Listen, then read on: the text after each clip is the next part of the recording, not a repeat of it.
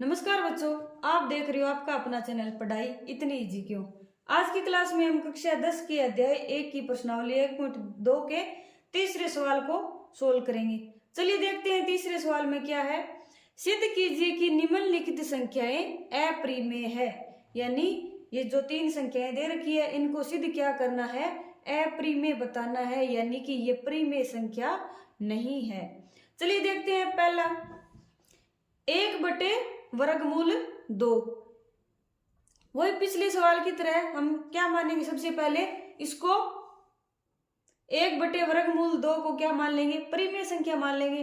अगर ये प्रिमेय संख्या के रूल को फॉलो करता है तो ये अपना प्रिमेय संख्या होगी। अगर यह प्रिमेय संख्या के रूल के खिलाफ जाता है तो 1/√2 है वो क्या हो जाएगी, अप्रिमेय संख्या हो जाएगी। सबसे पहले क्या करेंगे, माना 1/√2 एक परिमेय संख्या है। ठीक है, अगर यह परिमेय संख्या है तो इसको P/Q के रूप में हम लिख सकते हैं या A/B के रूप में हम लिख सकते हैं। अर्थात हम A और B दो अभाज्य संख्याएं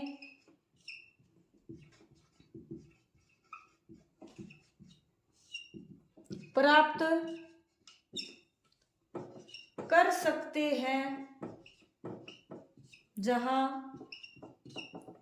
A और B दोनों क्या है, पूर्णांक है, और B बराबर नहीं है अपना 0 के। यानी अगर ये परिमेय संख्या है तो इसको परिमेय संख्या के रूप में हम लिख सकते हैं, ताकि क्या हो जाए, अपना 1/√2 किस रूप में बदल जाए, A/B रूप में अपना आयो बदल जाए। ठीक है, अगर ये प्रिमेय संख्या है तो इसको प्रिमेय संख्या के रूप में हम लिख सकते हैं। अब देखो 1/√2 यानी √2 बराबर क्या आएगा, B/A आ जाएगा। ठीक है, यानी इसका क्या कर दिया हमने, उल्टा कर दिया दोनों को। 1/√2 को √2 में चेंज कर दिया और A/B को B/A में चेंज कर दिया। ठीक है, अगर अब यहां देखो A और B दोनों ही क्या है, पूर्णांक है। ठीक है, यहां A और B दोनों पूर्णांक है, अतः क्या होगा, B/A है वो क्या होगी, वो भी क्या होगी, परिमेय संख्या होगी, परिमेय संख्या होगी। ठीक है, अगर यह B/A परिमेय संख्या है तो √2 भी क्या होगी, अपनी एक परिमेय संख्या होगी। अर्थात B/A बराबर √2 भी एक परिमेय संख्या होगी, जो कि संभव नहीं है, क्योंकि अपना √2 है वो क्या होता है, एक अपरिमेय संख्या है जो कि असंभव है। ठीक है, यानी अपना क्या आ गया, √2 एक परिमेय संख्या में चेंज होगी। किस कारण, 1/√2 को हमने परिमेय संख्या माना था, इस कारण। यह विरोधाभास हमारी गलत कल्पना के कारण हुआ था। गलत कल्पना के कारण हुआ था कि 1/√2 एक परिमेय संख्या है। ठीक है, यानी 1/√2 को परिमेय संख्या माना तो अपना जो अपना रूल को, परिमेय संख्या के रूल को है वो फॉलो नहीं करता। अतः यहां पर लिख देते हैं, अतः 1/√2 एक अपरिमेय संख्या है, अपरिमेय संख्या है। यही सिद्ध करना था हमने, 1/√2 को अपरिमेय सिद्ध करना था और 1/√2 है वो अपरिमेय सिद्ध हो गई। ठीक है, अगला है 7√5 नंबर 2। वही पीछे वाली प्रोसेस से चलेंगे। माना, क्या मानेंगे, माना 7√5 एक क्या है, परिमेय संख्या है, परिमेय संख्या है। अर्थात 7√5 को हम a/b के रूप में लिख सकते हैं, जहां a और b सह अभाज्य संख्याएं हैं, सह अभाज्य संख्याएं हैं और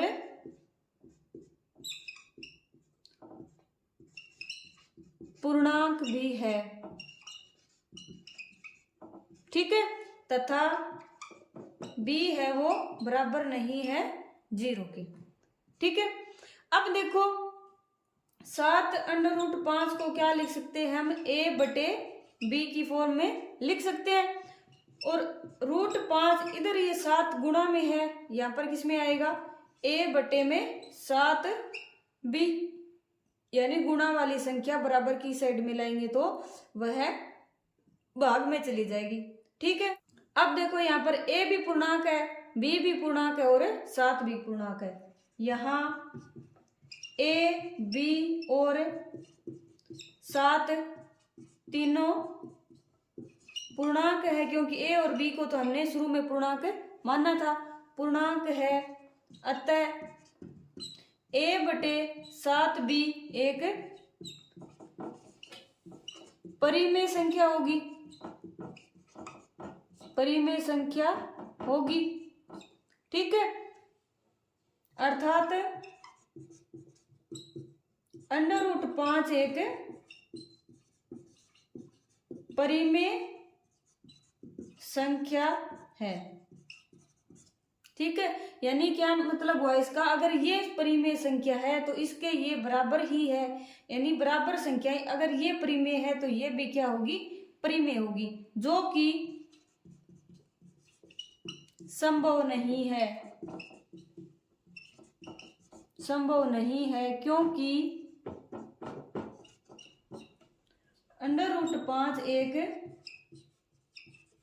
अपरिमेय संख्या होती है, अपरिमेय संख्या होती है। ठीक है, यानी 7/√5 को हमने परिमेय संख्या माना था, जिसके कारण हमें क्या प्राप्त हो गया, √5 भी एक परिमेय संख्या होती है, ये हमें अपने को प्राप्त हो गया। ठीक है, लेकिन हम जानते हैं कि √5 एक अपरिमेय संख्या होती है। इसका मतलब क्या हुआ कि हमने ये जो शुरू में माना था वो अपनी क्या थी, गलत कल्पना थी। ठीक है, यह विरोधाभास हमें हमारी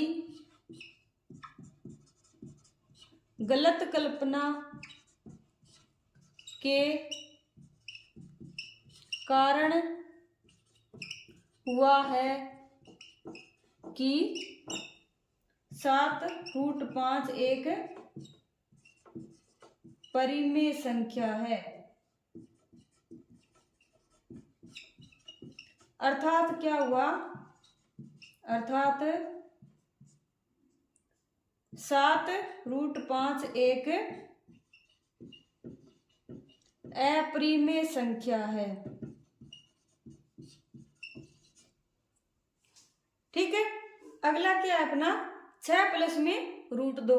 वही पीछे वाली सवाल की तरह क्या करेंगे, माना सबसे पहले क्या करेंगे, माना 6 प्लस में √2 एक क्या मान लेंगे, परिमेय संख्या है, परिमेय संख्या है। ठीक है, इसका मतलब क्या हुआ, अर्थात हम 6 प्लस √2 को a/b के रूप में लिख सकते हैं, जहां a और b पूर्णांक तथा सह अभाज्य संख्याएं हैं, सह अभाज्य संख्याएं हैं तथा b बराबर नहीं है 0 के। ठीक है, अगर ये परिमेय संख्या है तो इसके परिमेय संख्या के रूप में हम लिख सकते हैं, यानी 6 प्लस में √2 बराबर क्या लिख सकते हैं, a/b की फॉर्म में। ठीक है, अब देखो 6 प्लस में है, इधर ले जाएंगे किसका हो जाएगा, √2 बराबर a/b माइनस 6।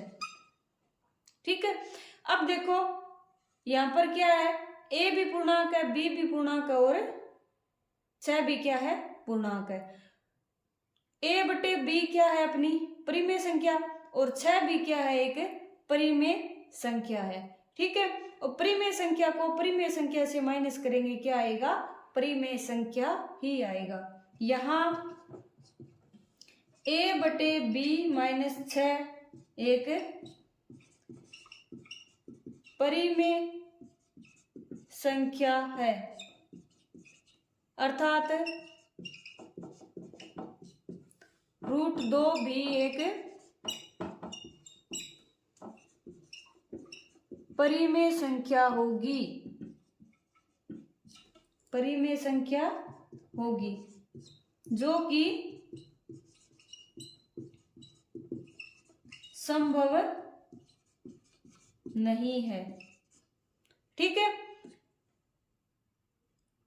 √2 को हमने क्या प्राप्त हो गया, अपने को परिमेय संख्या प्राप्त होगी, लेकिन हम जानते हैं कि रूट में जो भी संख्याएं आती है जिनका वर्गमूल नहीं ज्ञात किया जा सकता, या पूरा वर्गमूल नहीं ज्ञात किया जा सकता, वो क्या होती है, अपनी अपरिमेय संख्याएं होती है। ठीक है, अब देखो यह विरोधाभास हमें हमारी गलत कल्पना के कारण हुआ है, गलत कल्पना के कारण हुआ है कि 6 प्लस में √2 एक परिमेय संख्या है, परिमेय संख्या है। ठीक है, अर्थात सिद्ध होता है कि 6 प्लस √2 एक अपरिमेय संख्या है, यानी क्या साबित हो गया अपने को, 6 प्लस में √2 एक अपरिमेय संख्या साबित हो गई, यानी 6 प्लस √2 है वो परिमेय संख्या के रूप में अपने को प्राप्त नहीं हुई। ठीक है, आज के लिए इतना ही। तीसरे सवाल के साथ अपनी एक प्रश्नावली 1.2 है वो पूरी हो जाती है। कल की क्लास में हम प्रश्नावली 1.3 को शुरू करेंगे। आज की क्लास आपको कैसी लगी कमेंट करके जरूर बताइए। अगर पसंद आई हो तो चैनल को लाइक शेयर एंड सब्सक्राइब करें। तब तक के लिए बढ़ते रहिए और पढ़ाई को इजी बनाते रहिए। मिलते हैं नेक्स्ट क्लास में प्रश्नावली 1.3 के साथ।